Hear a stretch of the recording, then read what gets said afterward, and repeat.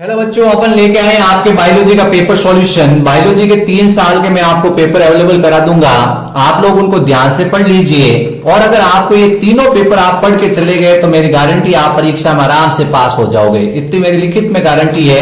इन 3 papers की जो मैं पीडीएफ दूंगा उस पीडीएफ में बड़े क्वेश्चन छोटे क्वेश्चन आपको सारे याद कर लेने हैं।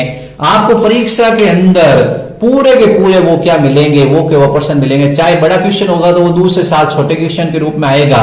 तो इस तरह से मैं ये आपके 2-2 मार्क्स के क्वेश्चन, 6-6 मार्क्स के क्वेश्चन, 6-6 मार्क्स के क्वेश्चन, इन सब की पीडीएफ आपको उपलब्ध करा दूंगा। सिर्फ आपको 3 पीडीएफ पढ़ के जानी है। 4 पीडीएफ दूंगा आपको, 4 पीडीएफ पढ़नी है और मेरी गारंटी चारों पीडीएफ में से ही आपको बायोलॉजी के सवाल मिलेंगे। लेकिन ये है कि आपको क्या है वो याद होने चाहिए। ऐसे नहीं कि सर ने पीडीएफ उपलब्ध करा दी लेकिन हमको याद नहीं है, तब आपकी समस्या हो जाएगी। आप इतनी बड़ी बायोलॉजी की बुक नहीं पढ़ सकते तो मेरे द्वारा ये शॉर्ट एक छोटी सी पीडीएफ उपलब्ध कराऊंगा, वो आपको पढ़ लेनी है और अच्छी तरह याद करना। अब बड़ा क्वेश्चन होगा वो छोटे क्वेश्चन में आ जाएगा, छोटा क्वेश्चन होगा वो बड़े क्वेश्चन में आ जाएगा। तो आपको उस समय ध्यान रखना है। ऐसा नहीं कि सर ने बड़ा क्वेश्चन बताया नहीं या छोटे क्वेश्चन के अंदर है तो हमें वो याद नहीं है। आपको उस कंसेप्ट को याद रखना है, टॉपिक याद होगा आपको तो आप आराम से उसको सॉल्व कर पाओगे। बच्चों, ये बायोलॉजी के मेरे पास पुराने पेपर है जो राजस्थान स्टेट ओपन परीक्षा में आ रखे हैं, आप लोगों को मैं उपलब्ध करा रहा हूं। आप लोग इनको पढ़ें, आप अच्छे नंबरों से पास होंगे, ये मेरी गारंटी है। हेलो बच्चों, अपन पुराने पेपर सॉल्यूशन की चर्चा कर रहे हैं बायोलॉजी की। तो बायोलॉजी का अपन एक पेपर सॉल्यूशन है 2019 का, उसकी चर्चा कर लिया। अपन 2020 का जो पेपर सॉल्यूशन आया था वो आपको बताते हैं किस तरह से पेपर आया था। बहुत इजी पेपर था। आपको क्या है इस पेपर के अंदर क्या क्या करना है ये ध्यान रखना है। तो आपको इसमें ध्यान रखना 8 ऑब्जेक्टिव सवाल आते हैं आपके। ये 80 मार्क्स का क्वेश्चन पेपर है, 20 मार्क्स का आपके प्रैक्टिकल होगा। ठीक है, तो सबसे पहले तो आपको क्या करना है, इस पेपर के अंदर 80 मार्क्स का आपके थ्योरी पोर्शन है। कितने नंबर का? 80 मार्क्स का। 3 घंटे का पेपर का समय है। जीव विज्ञान का 314 कोड है। जिसने भी बायोलॉजी ली है, कुछ बच्चे क्या है कि प्राइवेट बायोलॉजी के चक्कर में क्या ओपन का फॉर्म भर देते हैं ताकि उनके फार्मेसी वगैरह हो जाए। ठीक है, कुछ और भी इंटरेस्टेड लड़के होते हैं जो कहते हैं साइंस से अपन क्या कर लेते हैं, स्टेट ओपन से बायोलॉजी पास कर लेते हैं। अब उनके लिए क्या है, मैं एक पेपर अवेलेबल करा दूंगा, वो इजीली पास हो जाएंगे। इसमें क्या है 8 ऑब्जेक्टिव सवाल आते हैं। जो भी पेपर आएगा उसमें 8 आपके ऑब्जेक्टिव सवाल मिलेंगे। बहुत आसान आसान ऑब्जेक्टिव सवाल होंगे और उसके बाद में आपको क्या होंगे 2-2 मार्क्स के आपके 90 क्वेश्चन से लगाकर आपके आगे नेक्स्ट क्वेश्चन 20 तक आपके 2-2 मार्क्स के क्वेश्चन होंगे। फिर आपके 21 से लगाकर 30 तक आपके 4-4 मार्क्स के क्वेश्चन होंगे। तो टोटल 80 मार्क्स का पेपर है, बहुत आसान पेपर है। अब अपन चर्चा करते हैं सबसे पहले सेक्शन ए की। सेक्शन ए में आपके सारे ऑब्जेक्टिव क्वेश्चन दिए हुए 8 ऑब्जेक्टिव क्वेश्चन, बहुत आसान आसान क्वेश्चन है। अब अपन ने इससे पहले जो पेपर से चर्चा की थी उसमें यही था कि रोग के बारे में पूछा था, उसमें वायरस जनित रोग था या कृमि जनित रोग है। तो आपको रोग वाला चैप्टर अच्छी तरह याद होना चाहिए। उसमें से एक ऑब्जेक्टिव सवाल आता है कृमि जनित रोग कौन सा है, कृमि से कौन सा होता है। ये फील पांव रोग है जिसको हाथी पांव कहते हैं। वो क्या होता है, वुचेरिया बेनोकॉप्टराई, यानी कि आपको बताना है वुचेरिया बेनोकॉप्टराई से होता है। तपेदिक आपको पता ही है, ट्यूबरकुलोसिस कहते हैं बैक्टीरिया से होता है। मलेरिया प्रोटोजोआ से होता है, प्लाज्मोडियम से। और छोटी मात्रा है जो वायरस जनित बीमारी है। तो इस तरह से आपको ये बताना है, इसका उत्तर होगा फील पांव। ठीक है, बहुत आसान प्रश्न था। कौन सा अवशेषी अंग नहीं है? अवशेषी अंग आपको परिभाषा याद होनी चाहिए क्योंकि परिभाषा आई हुई है आपके पेपर के अंदर। अवशेषी अंग किसे कहते हैं?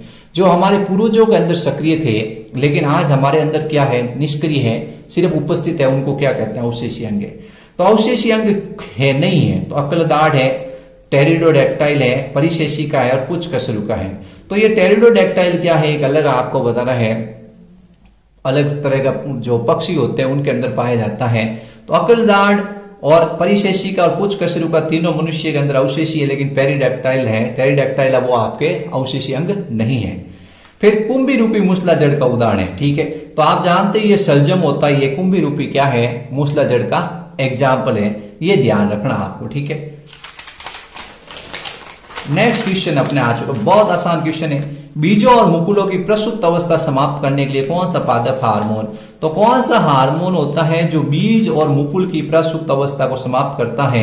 आप सब जानते हो कि जिब्रेलिन हार्मोन क्या करता है, ये जो मुकुल या कोई बीज होता है उसकी प्रसुप्त अवस्था को समाप्त करके उसके अंकुरण में सहायता करता है। ठीक है, कौन सा प्रोटीन अरक्तता का उपयोग किया जाता है, यानी कौन सा प्रोटीन है जो एनीमिया में उपयोग किया जाता है। तो आपको बताइए एरिथ्रोपोइटिन होता है। ये क्या करता है, रक्त को बढ़ाता है। इंसुलिन, इंटरफेरॉन, क्लोनिंग फैक्टर ये सब नहीं आएंगे, ये एरिथ्रोपोइटिन आएगा। ये क्या करता है, मनुष्य के अंदर आरबीसी की संख्या को बढ़ाता है।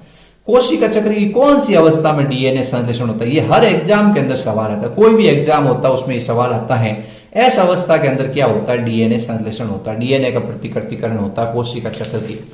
फिर अगला सवाल है गुणसूत्र विपगन का वह प्रकार जिसमें क्रोमोसोम का एक खंड टूट कर निकल जाता है, यानी खंड टूट जाएगा। तो अपन जानते ही हैं कि डिलीशन मतलब क्या होता है, किसी भाग का टूट कर नष्ट होना। ठीक है, यदि जाइलम बंडलों की संख्या 4 है तो पार्श्व जड़ें आप जानते हो कितनी निकलेगी, कि जितने जाइलम बंडल होते हैं उतनी ही पार्श्व जड़ों की उत्पत्ति होती है। तो इस तरह से अपन क्या है, ये ऑब्जेक्टिव सवाल बहुत आसान क्वेश्चन थे।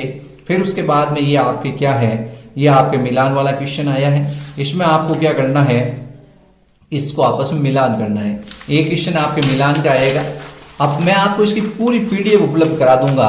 अगर आपको पूरी पीडीएफ चाहिए तो आप मेरे को इसके आंसर की पीडीएफ प्राप्त कर सकते हो। पेपर की पीडीएफ चाहिए तो मैं पेपर की भी पीडीएफ दे दूंगा आपको। आप मेरे व्हाट्सएप ग्रुप पे जुड़ जाइए या व्हाट्सएप पे मैसेज कर दीजिए। मैं डिस्क्रिप्शन बॉक्स में अपने व्हाट्सएप नंबर डाल रहा हूँ उस पे। तो अपन ये प्रश्नों की चर्चा कर रहे हैं। सकारात्मक और नकारात्मक पुनर्भरण क्रियाविधि में अंतर देना आपको। फिर डाउन सिंड्रोम और क्लाइनफेल्टर सिंड्रोम के 2 लक्षण लिखने हैं। फिर उसके बाद आर्कटिक टुंड्रा प्रदेश के एक प्रारूपी वनस्पति और जंतु का नाम लिखना है। मनुष्य में पाए जाने वाले 2 एकल जीन विकारों के नाम लिखने हैं।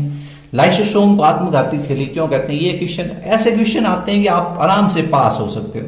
अब फलों में खाने योग्य भाग के नाम। फलों में खाने योग्य भाग, जैसे आम में क्या खाया जाता है, तो आप सबको पता है मध्य फल भित्ति खाते हैं अपन। संतरे में क्या खाते हैं, मध्य फल भित्ति और बाह्य फल भित्ति होती है, उसको नहीं खाया जाता, अंतः फल भित्ति को खाया जाता है। सेव में अपन जानते हैं पुष्पासन खाया जाता है। केले के अंदर मध्य फल भित्ति और अंतः फल भित्ति खाई जाती है। ये क्वेश्चन बहुत जीव भार और संख्या के पिरामिड को समझिए। ठीक है, अब जीव भार और संख्या का पिरामिड अपन जानते हैं, जीवों में उपस्थित जो भार होता है उसको जीव भार कहते हैं। और किसी पारिस्थितिक तंत्र में अपन संख्या गिनते हैं, उसके पिरामिड को सीधा भी बन सकता है, उल्टा भी बन सकता है। ये अपन क्या कर सकते हैं, इसका मेरे पूरा वीडियो बनाया हुआ है, एक आप वीडियो देख सकते हो। सक्रियता और निष्क्रिय उपार्जित प्रतिरक्षा में आपको अंतर बताना है। एक्टिव इम्यूनिटी और पेशिव इम्यूनिटी, ये क्वेश्चन आता है एग्जाम में, हर एग्जाम के अंदर ये क्वेश्चन आता है।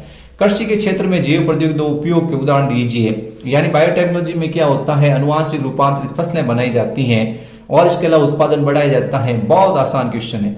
पौधा अगर गैसों के उत्पादन को कम करने के लिए वैश्विक तापमान को हम किस प्रकार कम कर सकते हैं। कार्बन डाइऑक्साइड कम होगी तो ऑटोमेटिक क्या होगा, तापमान कम हो जाएगा। द्विबीजपत्री रंध्र के उपकरण की संरचना का नामांकित चित्र, बहुत इजी क्वेश्चन था। रुधिर और लसिका में कोई 2 अंतर, अब 4 नंबर के क्वेश्चन आ गए। रुधिर और लसिका में कोई 2 अंतर लिखने हैं और रुधिर और हृदय संबंधी 2 विकारों का आपको अध्ययन करना है। ठीक है, अब जनन अंग होते हैं, उन जनन अंगों के बारे में आपको कार्य लिखने हैं। तो 21वां क्वेश्चन 22वां क्वेश्चन आपके 4 मार्च के क्वेश्चन है।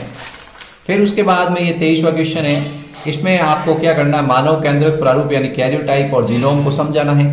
फिर उसके बाद पर्ण के कोई 4 रूपांतरण उनको समझाना है। फिर वाष्पोत्सर्जन की परिभाषा कीजिए और वाष्पोत्सर्जन प्रभावित करने वाले 3 कारक। परागकण का मैं तो समझाइए, कीट परागित पुष्पों को लक्षण लिखिए। ठीक है, इसके बाद ये 27वां क्वेश्चन है। 27वां क्वेश्चन में आप देखोगे आपके 27वें में आपको ऑप्शन मिल रहा है। 4 मार्क्स के क्वेश्चन, 6 मार्क्स के क्वेश्चन है ये, इसमें आपको ऑप्शन मिल रहा है 27वां, 28वां, 29वां और 30वां, ये आपके 6 मार्क्स के क्वेश्चन है। बहुत इजी क्वेश्चन है। आपको मैं पूरी पीडीएफ अवेलेबल करा दूंगा।